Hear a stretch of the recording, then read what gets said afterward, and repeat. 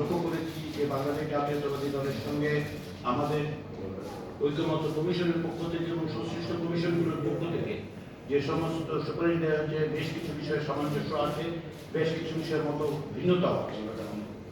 এই মত ভিন্নতাগুলোর ক্ষেত্রে ক্ষেত্র বিশেষে বাংলাদেশ জাতীয়তাবাদী দলের পক্ষ থেকে যেটা বলা হয়েছে, অনেকগুলো ক্ষেত্রে তারা নীতি নির্ধারকদের কাছে যাবেন, আলোচনা করবেন এবং পরবর্তী সময় আমাদেরকে জানাবেন।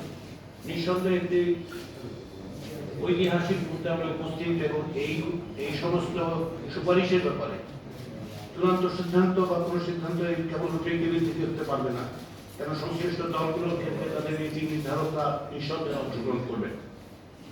আমরা আশা করছি যে সেগুলো আমরা জানতে পারবো খুব শিগগিরই।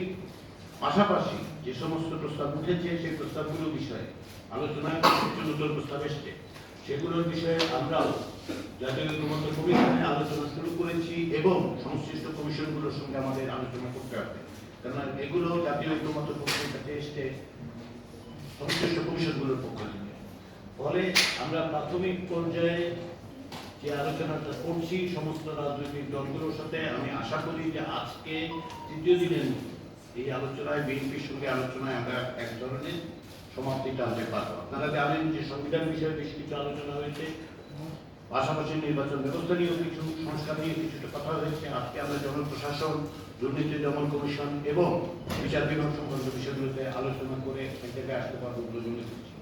আবার বলি, প্রাথমিক পর্যায়ের আলোচনা এখন অব্যাহত আছে, এগুলোর ভিত্তিতে আমরা আশা করছি দ্বিতীয় পর্যায়ে আমরা আলোচনায় মে মাসের মাঝামাঝি সময় থেকে অগ্রসর হতে পারবো। তার আগে পর্যন্ত এই অবস্থানগুলো আপনারা দেখছেন।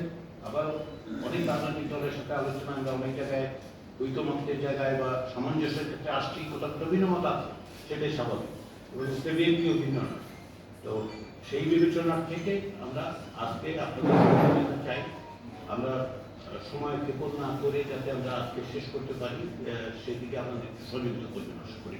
তো সবাইকে ধন্যবাদ। আবার বিএনপি প্রতিনিধি দলকে স্বাগত।